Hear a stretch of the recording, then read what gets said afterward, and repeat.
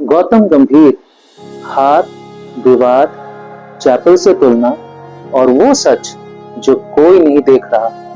नमस्कार दोस्तों, स्वागत है आपका अ डिफरेंट व्यू में। यहाँ हम चिल्लाते नहीं, संशय नहीं बेचते, बस सच को शांति से खोजते हैं, चीजों को उलट पुलट कर देखते हैं, वो खोजने की कोशिश करते हैं जो छुपा है या इनविजिबल है, हमको सामने से दिख नहीं रहा। आज का विषय है भारतीय टीम के कोच गौतम गंभीर। दक्षिण अफ्रीका के खिलाफ हालिया हार के बाद सवालों की बरसात हो रही है। गंभीर फेल हो गए क्या? क्या ये नया ग्रेग चैपल बन रहे हैं? ड्रेसिंग रूम में सब ठीक है या नहीं? लेकिन सच्चाई इतनी सीधी नहीं होती। बहुत कुछ पर्दे के पीछे हो रहा है जिसे आम दर्शक देख ही नहीं पाते। आइए आज सब कुछ खोल कर देखते हैं एक अलग नजरिए से। भारत में हुई ये सीरीज आसान जीत होनी चाहिए थी, लेकिन हुआ उसका ठीक उल्टा। बिखरी हुई बल्लेबाजी, बेअसर गेंदबाजी, गलत रणनीति और एक मानसिक रूप से थकी हुई टीम। तो सबसे आसान रास्ता क्या है? गंभीर को दोष दे दो। लेकिन जो दिखाई नहीं देता वो ये है, टीम इंडिया अभी बड़े बदलावों के दौरों से गुजर रही है। पुराने प्लेयर ढलान पर हैं, नए प्लेयर अस्थिर हैं, कॉम्बिनेशन अधूरे हैं। यह विस्फोट सिर्फ समय की बात थी, रातों रात चमत्कार नहीं होता। गंभीर उस समय आए जब इंडिया लगातार बड़े आईसीसी टूर्नामेंट से भावनात्मक और मानसिक रूप से थकी हुई थी। जिस खिलाड़ी गंभीर को हम जानते हैं वो शांत लेकिन आक्रामक था, और जिस कोच गंभीर को हम देख रहे हैं वो अभी बन रहे हैं, बदल रहे हैं, सीख रहे हैं, वो भी लाइव कैमरों के सामने। गौतम गंभीर कोई हल्के वजन के कोच नहीं है। आईपीएल में माइंडसेट का बदलाव, केकेआर और एलएसजी दोनों टीमों में उन्होंने अनुशासन, फोकस, मानसिक दृढ़ता जैसे गुण भरे। आज इंडिया को यही तो चाहिए, खाली दिमाग नहीं, उनका हमेशा बल्ला भी बोला। 2007 टी20 world cup, 2011 ODI world cup, दोनों फाइनल में भारत को संभालने वाला खिलाड़ी कौन था? गौतम गंभीर। दबाव झेलना उन्हें आता है।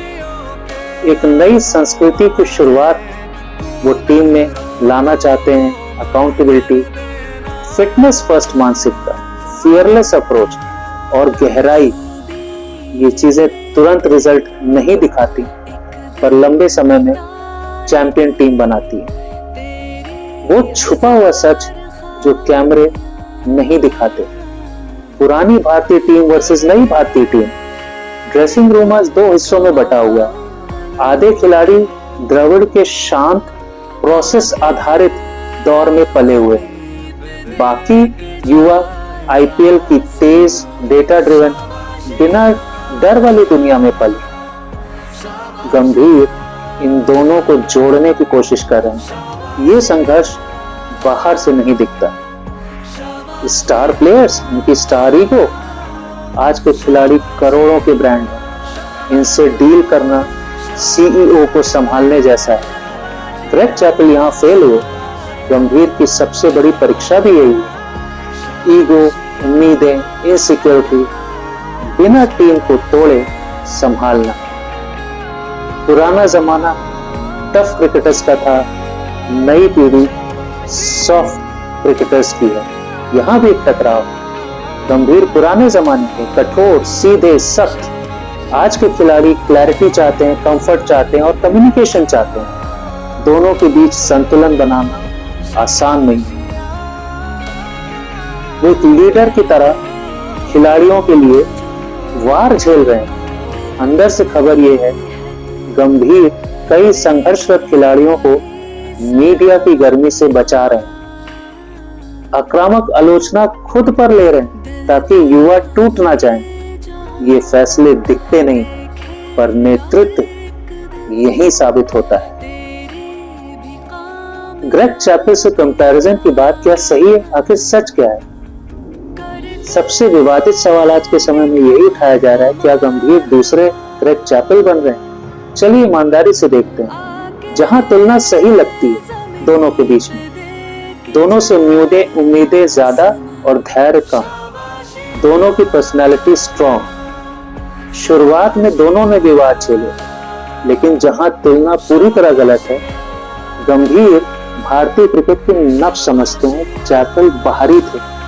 गंभीर इसी मिट्टी की पैदाइश है। ड्रेसिंग रूम सपोर्ट की जहां तक बात है, तो चैपल का अंत बगावत से हुआ। गंभीर के साथ खिलाड़ियों के मतभेद हो सकते हैं, लेकिन विद्रोह नहीं। चैपल ने टीम को बांटने की कोशिश की, गंभीर उसे जोड़ने की कोशिश कर रहे हैं। चैपल बहुत बड़ा टीममेट बदलाव चाहते थे, गंभीर सिर्फ स्थिरता और अकाउंटेबिलिटी चाहते हैं। तो निष्कर्ष क्या है? क्या गंभीर दूसरे ग्रेग चैपल हैं? इसका स्पष्ट जवाब है नहीं। ये तुलना भावनाओं पर आधारित है, तथ्य पर नहीं। तो असली समस्या क्या है? असल मुद्दा है टाइमिंग। गंभीर ऐसे वक्त आए जब टीम आईसीसी की हारों से शैटर्ड, ट्रांजिशन में उलझी, मानसिक रूप से थकी और फैंस त्वरित नतीजे चाहते थे। ऐसे तूफान में कोई भी कोच हिल जाएगा। हाँ, गंभीर भी सीख रहे हैं। उन्हें रणनीति सुधारनी है, कम्युनिकेशन सुधारना है, सिलेक्शन में स्थिरता लानी है, पर सीखना इस सफर का हिस्सा है। तो अब आगे का रास्ता क्या है? उन्हें अपनी टीम की पहचान बनाने दो। हर सफल कोच, चाहे वो जॉन राइट रहे हो या गैरी कर्स्टन रहे हो या रवि शास्त्री रहे, सबको टाइम मिला है। एक स्थिर माहौल बनाने दो। बार बार बदलाव से खिलाड़ियों में डर पैदा होता है। विचारधारा को सिंक करने दो। खिलाड़ी और कोच का तालमेल बनने में समय लगता है। भारत को दीर्घकालिक सोच चाहिए। घबराहट से कभी महान टीम नहीं बनती। क्रिकेट में यूट्यूब की तरह स्किप ऐड बटन नहीं होता। हर कहानी को अपना वक्त चाहिए।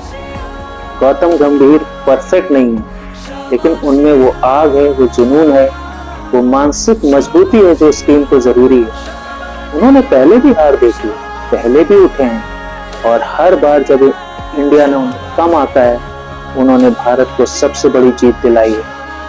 शायद यह दक्षिण अफ्रीका हार अंत की शुरुआत नहीं, बल्कि एक नई टीम, नई सोच और नई भूख की शुरुआत।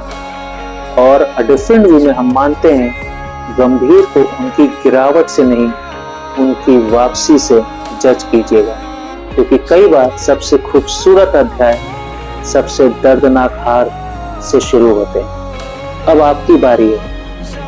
आपको सोचना है, क्या गंभीर एक सही चुनाव है? क्या हमें धैर्य रखना चाहिए, या क्या हम इतिहास खुद को दोहराता हुआ देख रहे हैं? कमेंट में अपनी राय जरूर बताइए। जय हिंद।